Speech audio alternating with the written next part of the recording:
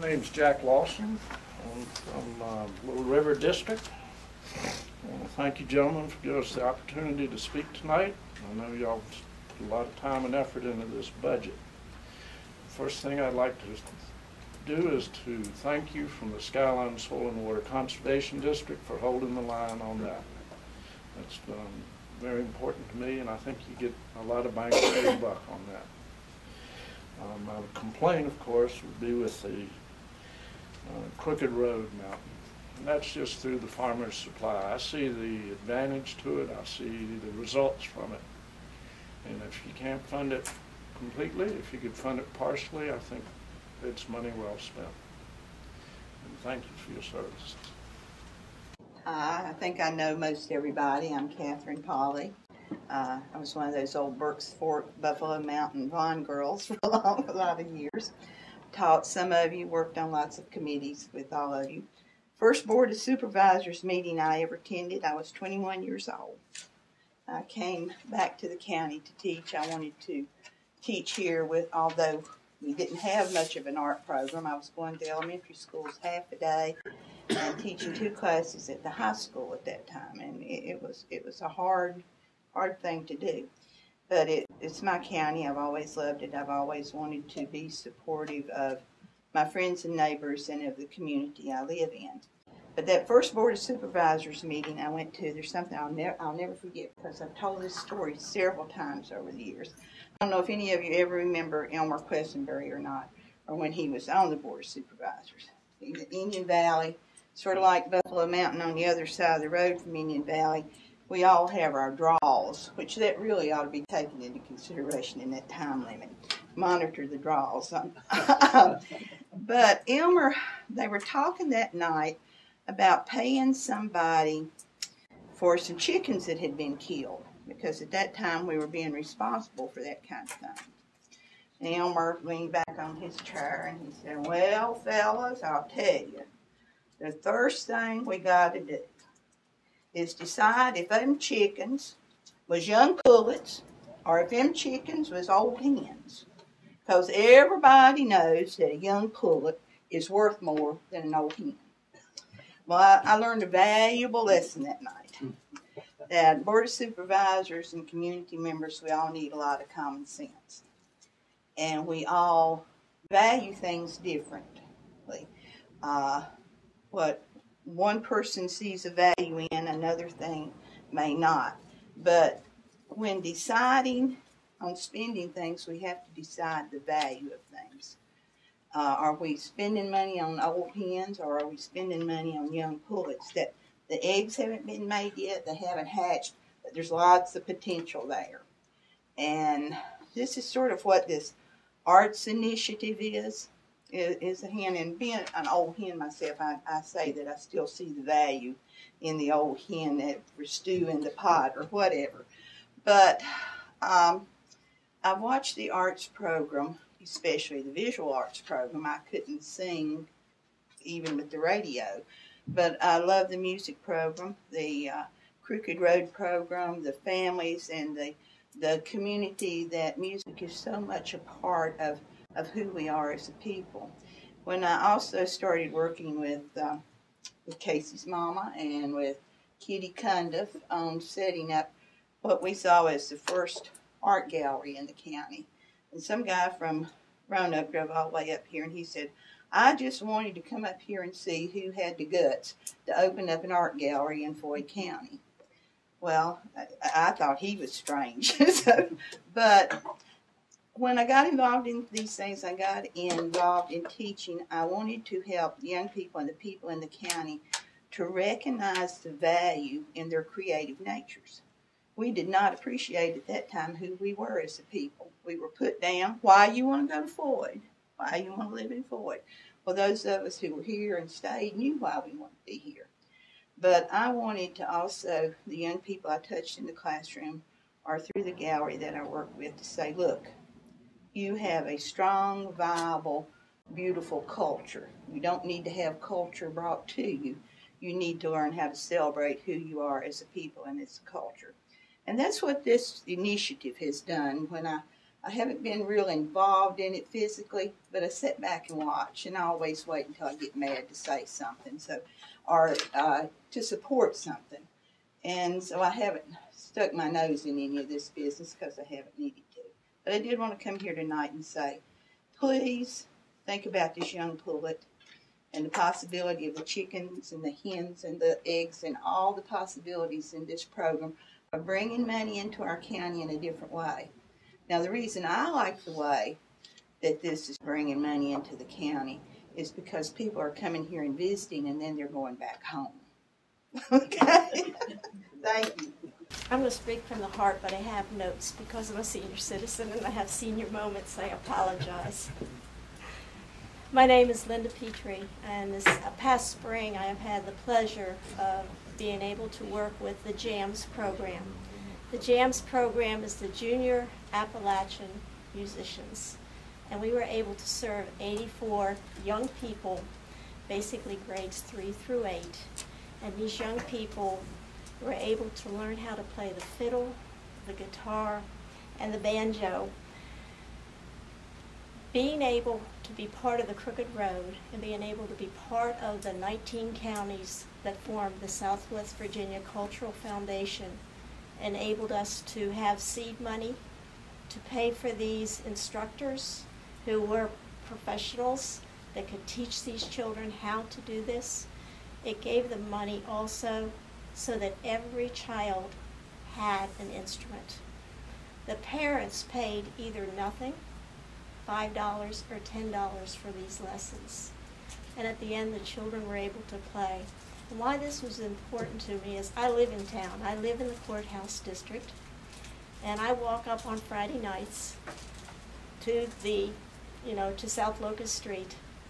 And it's not just the country store. When you walk up there, you see groups forming. And the groups that are forming are children, they're high school students, there are young adults, there are middle-aged adults, and there are senior citizens. And the intergenerational bond that music pulls together is just such a cultural wealth for our community and our county. And I would hate to see this fall apart because I'm not sure that JAMS could make it or will be able to make it without having the support from this alliance. So that's what I have to say, but thank you. Excuse me, I'm going to have to read mine. My name is Ernest Bryant. I've been a resident of the Locust Grove District since 1973. When we moved here, there were numerous manufacturing jobs, mostly in the textiles, and seemingly a dairy farm every mile or so. Today, most of those manufacturing jobs are gone, and only a handful of dairy farms remain. As a former member of the Planning Commission, I had the opportunity to work on several comprehensive plan updates, and the main issue that came up at all our public meetings was how to grow and sustain our local economy without sacrificing our quality of life.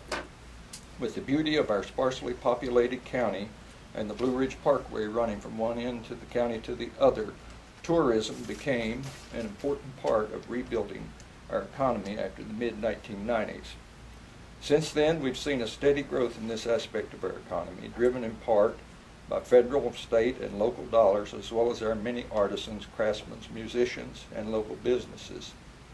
The Southwestern Virginia Cultural Heritage Foundation provides support for this effort throughout our whole region of Southwest Virginia.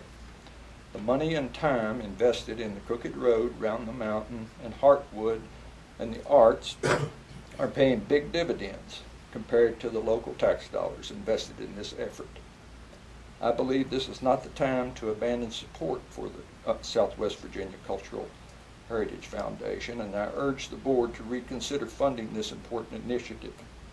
It makes good economic sense to support our artists, musicians, craftsmen that do so much to enrich our economic diversity and well-being. Thank you.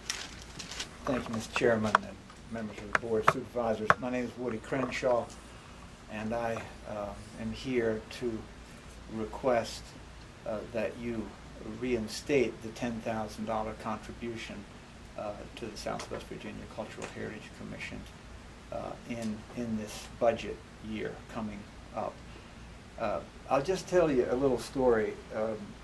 In 1926, a band of musicians from Floyd County called the Floyd County Ramblers went down to Bristol and recorded a song there. It was called The Old Stepstone. And that song and that group of musicians became sort of a national hit, international, in fact. That recording ended up in Asia and Africa in many places. And it embodied the spirit of the music of this place, the fiddle and banjo music that came out of the hills and hollers that is Floyd County and the plateau here. Fast forward to 2003, two people, Todd Christensen and Joe Wilson, a state employee and a musicologist, got together and formed the Crooked Road. And on a table napkin, they drew a road.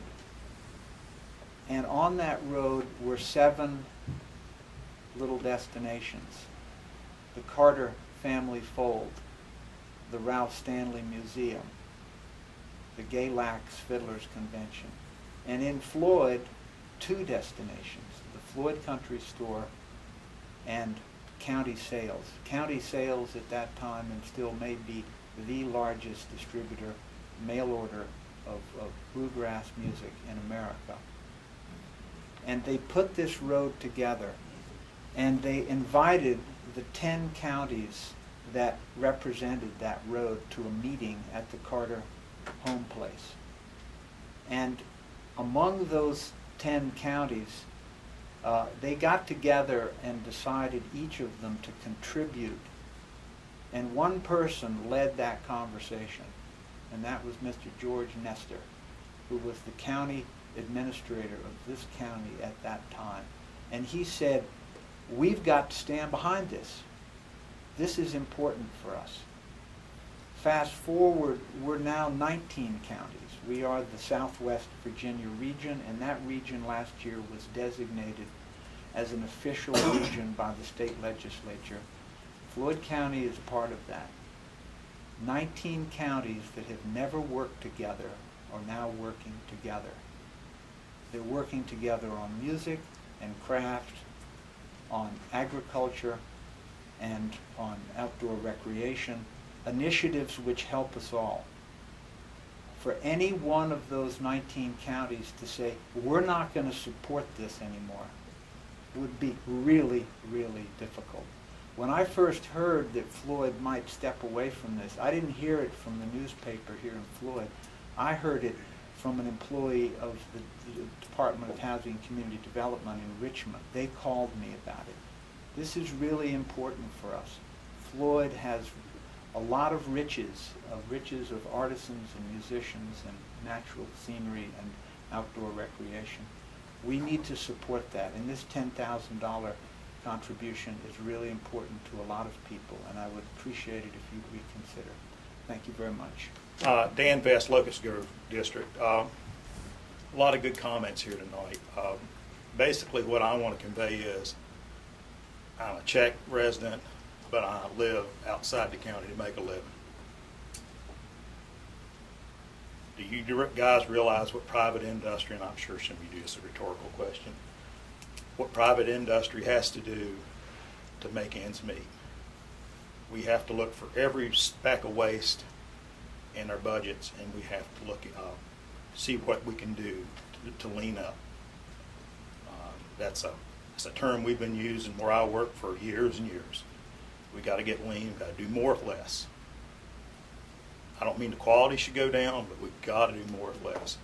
I'm not an expert on the budget, but I did go through some of the things that interested me, and county administrator hit on one is solid waste.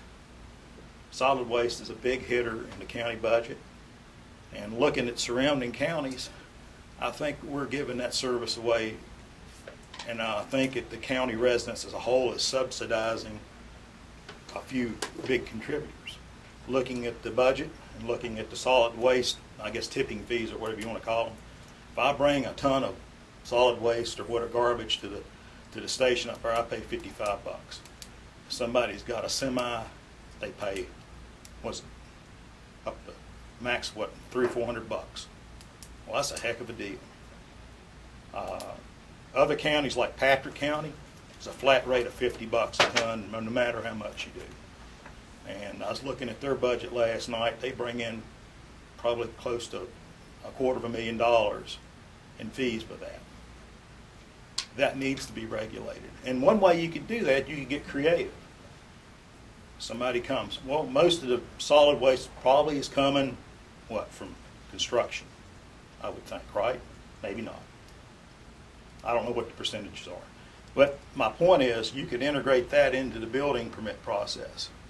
If somebody's going to go and do an addition and they're going to tear out something or whatever, you could estimate the impact of waste and tax them for it, instead of spreading that to everybody in the whole county. That needs to be taken care of. Other forms of waste. 60% of the county budget, schools.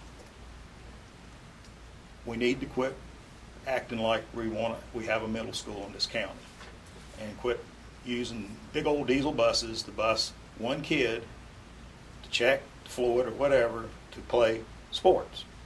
That's got to end. That's just wasteful, and it's just disrespecting my tax dollars to see that being spent that way. Now, if the parents, on the other hand, want to do that for their children, that's all their prerogative. And by the way, they are doing that.